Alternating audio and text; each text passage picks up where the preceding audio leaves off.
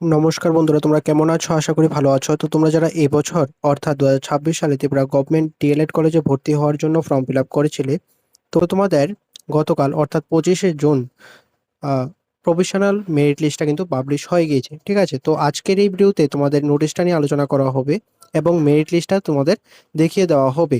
ঠিক আছে, এর সঙ্গে তোমাদের প্রথম কাউন্সিলিং এর নোটিশটা কিন্তু পাবলিশ হয়েছে। তো পরবর্তী ভিডিওতে আমি কাউন্সেলিং এর নোটিশটা নিয়ে আলোচনা করে দেব। আর আজকে জাস্ট তোমাদের মেরিট লিস্টটা এবং তোমাদের যে মেরিট লিস্ট রিলেটেড যে নোটিশটা এসছে সেই নোটিশটা তোমাদের দেখিয়ে দেবো। ঠিক আছে, তোমরা স্কিপ না করে ভিডিওটা দেখতে থাকো। আর চ্যানেলে যারাই নতুন আছো তোমরা অবশ্যই চ্যানেলটাকে সাবস্ক্রাইব করে পাশে থাকবে। তো প্রথমে তোমাদের নোটিশটা দেখে নাও। এখন স্ক্রিনে যে নোটিশটা দেখতে পাচ্ছ এটাই কিন্তু তোমাদের মেরিট লিস্ট রিলেটেড নোটিশ। এখানে দেখো কি বলা হয়েছে। This is information of all candidates who have applied for admission to the 2-year diploma in elementary education DLED course for the academic session 2026 to 2028. The provisional merit list of the physically verified candidates has been published on the official website of SCRT Tripura. এখানে ওয়েবসাইটের লিঙ্কটা দেওয়া হয়েছে। এই ওয়েবসাইটের মধ্যে তোমাদের merit লিস্টটা কিন্তু দেওয়া হয়েছে। যারা ফিজিক্যালি ভেরিফিকেশন করেছো তোমাদের ডকুমেন্টসগুলি তাদেরই শুধুমাত্র লিস্টটা দেওয়া হয়েছে, বুঝতে পারলে? আর তারপর দেখো কি বলা হয়েছে। সমস্ত ক্যান্ডিডেটদের বলা হচ্ছে তোমাদের মেরিট লিস্টটা ভালোভাবে কেয়ারফুলি দেখে নেওয়ার জন্য। তারপর দেখো কি বলা হয়েছে। The schedule and details of central counselling for allotment of available vacant seat in the 4 DElEd and CT Kumarghat shall be notified separately on the same website in due course। ঠিক আছে, অর্থাৎ এখানে তোমাদের যে কাউন্সেলিং রিলেটেড যে notice তোমাদের vacant সিটগুলি fill up করার জন্য সেই নোটিশটা কিন্তু তোমাদের এই ওয়েবসাইটে কিন্তু দেওয়া হবে। ঠিক আছে, আর প্রথম যে কাউন্সেলিংটা সেই কাউন্সেলিং নোটিশটা কিন্তু এসে পড়েছে অলরেডি। সেটা নিয়ে আমি পরের ভিডিওতে বলে দেবো। ঠিক আছে, জাস্ট তোমাদের আজকে ডেটটা বলে দেবো কাউন্সেলিং এর। তারপর দেখো কি বলা হয়েছে। This is professional merit list. Candidates having any objection, discrepancy, or enquiry regarding the professional merit list may submit the same through the designated email of the director SCRT Tripura. এখানে যে ইমেলটা দেওয়া হয়েছে সেই ইমেলে তোমাদের যদি কোনো রকম সমস্যা থাকে বা এনকোয়ারি থাকে মেরিট লিস্ট যে পাবলিশ হয়েছে সেটার বিষয়ে, তাহলে এখানে যে ইমেলটা দেওয়া হয়েছে সেই ইমেলে তোমরা তোমাদের অবজেকশন বা এনকোয়ারিটা সাবমিট করবে। ঠিক আছে, এটাই বলা হচ্ছে। আর এই যে এনকোয়ারি বা অবজেকশনটা সাবমিট করবে সেটা 29শে জুনের আগে সাবমিট করতে হবে, দুপুর 2টার আগে, বুঝতে পারলে? তারপর তোমাদের বলা হচ্ছে এখানে সবগুলি সাবমিট হওয়ার পর তোমাদের 30শে জুন তোমাদের ফাইনাল মেরিট লিস্ট পাবলিশ করা হবে। অর্থাৎ এখানে হচ্ছে প্রভিশনাল মেরিট লিস্ট। এই মেরিট লিস্টটা তোমাদের চেঞ্জ হতেও পারে, নাও হতে পারে, কিন্তু এটা ফাইনাল মেরিট লিস্ট না। ফাইনাল মেরিট লিস্টটা তোমাদের নেক্সট পাবলিশ করা হবে 30শে জুন, বুঝতে পারলে? এখন তোমাদের মেরিট লিস্টটা দেখে নাও। তো এখন তোমরা স্ক্রিনে মেরিট লিস্টটা দেখতে পাচ্ছ।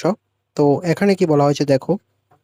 The provisional common merit list of physically verified candidates for admission of the pre-service DLED course 2026 to 2028। ঠিক আছে, তো এখানে দেখতে পারবে common merit rank, user ID or registration number, user name, father's name, mother's name, user category, user sub category এবং merit score. ঠিক আছে, এখানে তোমাদের পার্সেন্টেজটা তোমরা দেখতে পারবে। তো এখানে তোমাদের কি করবে, তোমরা তোমাদের নামটা প্রথমে মিলিয়ে নেবে, তারপর রেজিস্ট্রেশন নাম্বারটা মিলিয়ে নেবে এবং প্রত্যেকটা ডিটেলস তারপর মিলিয়ে নেবে। ঠিক আছে, যদি কোনো ইনকারেক্ট কিছু পাওয়া যায় তাহলে তোমাদের যে সাবমিট করতে বলা হয়েছে ইমেলে, তো সেটা সাবমিট করবে। এবং কোনো কিছু যদি ইনকারেক্ট বা এনকোয়ারি থাকে তোমাদের, তাহলে কিন্তু তোমাদের এনকোয়ারিটা যে ইমেলটা তোমাদের নোটিশটাতে দেওয়া হয়েছে সেই ইমেলে তোমরা সাবমিট করবে, বুঝতে পারলে? আর এখানে যা যা ডিটেলস দেওয়া আছে সবগুলি চেক করে নেবে এবং তোমাদের প্রত্যেকজনের কিন্তু মেরিট লিস্ট দেওয়া হয়েছে তোমরা যারা ফিজিক্যালি ভেরিফাই করেছো ডকুমেন্টসগুলি, বুঝতে পারলে? তো এইভাবে তোমাদের মেরিট লিস্টটা দেখে নেবে, বুঝতে পারলে? আর আমি মেরিট লিস্ট এবং তোমার যে নোটিফিকেশন এসছে সেই নোটিফিকেশনের লিঙ্কগুলি আমি ডিসক্রিপশানে দিয়ে দেবো।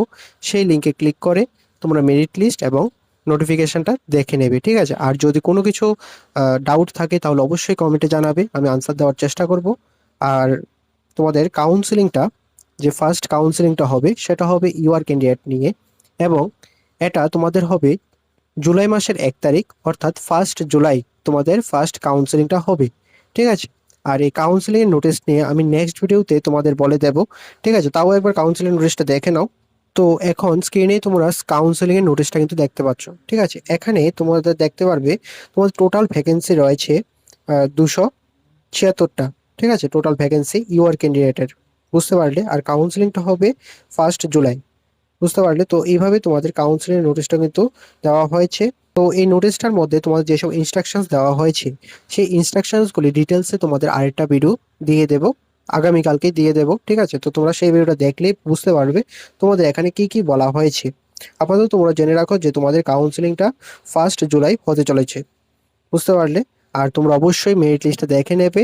যদি কোনো কিছু এনকোয়ারি থাকে তাহলে আমাকেও জিজ্ঞেস করতে পারো। আর যদি এসসিআরটি থেকে কোনো কিছু জিজ্ঞেস করতে হয় তাহলে যে ইমেলটা দেওয়া হয়েছে সেই ইমেলে তোমরা এনকোয়ারিটা সাবমিট করবে। তোমরা অবশ্যই মেরিট লিস্টগুলি দেখে নেবে, নোটিশটা দেখে নেবে।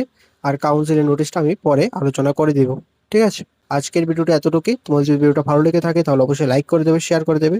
আর অবশ্যই সাবস্ক্রাইবটা করে পাশে থাকবে। ভালো থাকবে, সুস্থ থাকবে। দেখা হচ্ছে পরের একটি নিউ আপডেট নিয়ে।